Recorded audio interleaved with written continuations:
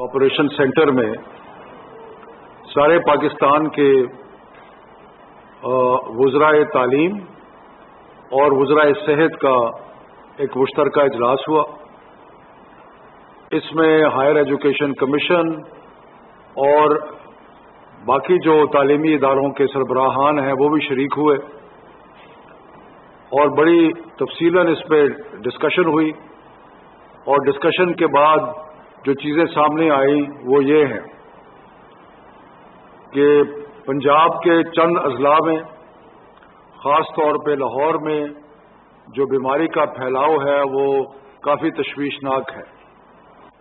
اسی طرح خیبر پختونخوا کے کچھ علاقہ جات ہیں جہاں پہ بہت زیادہ مسائل ہیں. یہی حال چند ضلع آزاد کشمیر کے ہیں. لیکن اس کے علاوہ سندھ، بلوچستان اور گلگت بلتستان میں بیماری کی شدت ریلیٹیولی بہت کم ہے.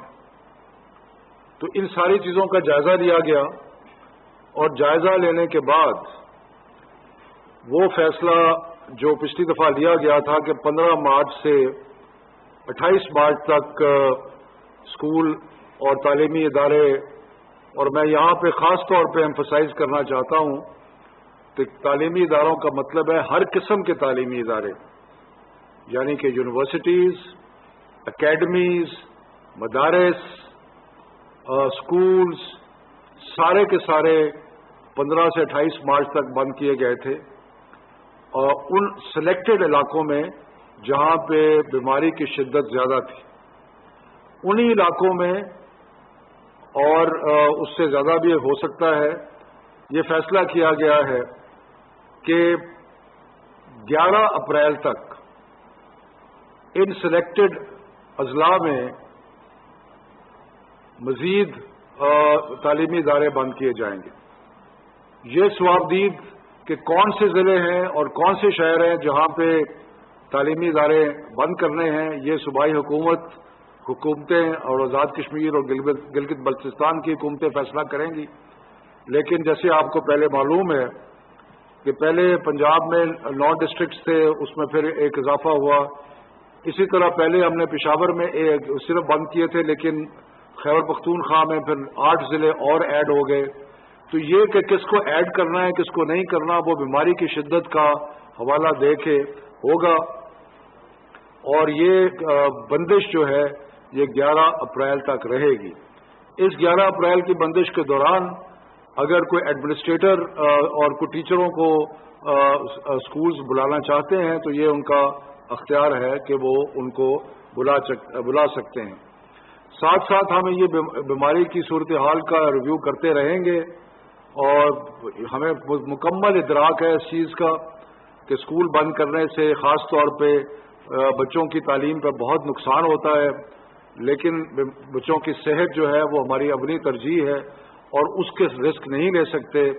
اور یہ صوبائی حکومتیں اپنے ہیلتھ منسٹریز کے ساتھ بیٹھ کے جہاں جہاں فیصلہ کرنا چاہتے ہیں وہ کریں. لیکن یہ 11 اپریل تک ان اضلاع میں اور ان شہروں میں سارے تعلیمی ادارے جو ہیں وہ بند ہوں گے.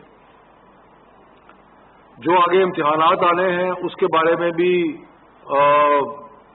ایک سیر حاصل گفتگو ہوئی اور ایک متفقہ رائے تھی کہ جو تعلیمی بورڈز کے امتحانات 9ویں، 10ویں، 11ویں اور 12ویں جماعت کے لیے ہونے ہیں وہ اپنے اس ٹائم ٹیبل کے مطابق مئی کے آخر میں یا جون میں یا ایک آدھی جگہ جولائی میں ہوں گے. اور وہ ضرور ہوں گے کیونکہ جو بیس لائن تھی وہ اب ممکن نہیں ہے. پچھلے سال بھی 9، 10، 11، 12 کو پروموٹ کیا گیا تھا، لیکن اب اس سال جو ہے وہ ایگزام ہوں گے. جہاں تک کیمبرج کے ایگزامات او لیول اور اے لیول کا تعلق ہے، یہ ہم ابھی جتنے بھی جو میں نے تعلیمی ادارے بند کرنے کا کہا ہے اس میں اسلام آباد شامل ہے.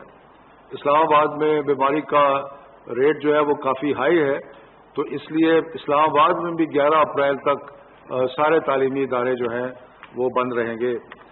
میں امتحانات کی بات کر رہا تھا. कैम्ब्रिज के इम्तिहान जल्दी शुरू हो रहे हैं 26 अप्रैल से, और सूरत हाल का जायजा लेने के लिए आज हम कैम्ब्रिज के साथ एक दोबारा मीटिंग करेंगे और देखेंगे कि क्या इन इम्तिहानात को कुछ आगे बढ़ाया जा सकता है या नहीं।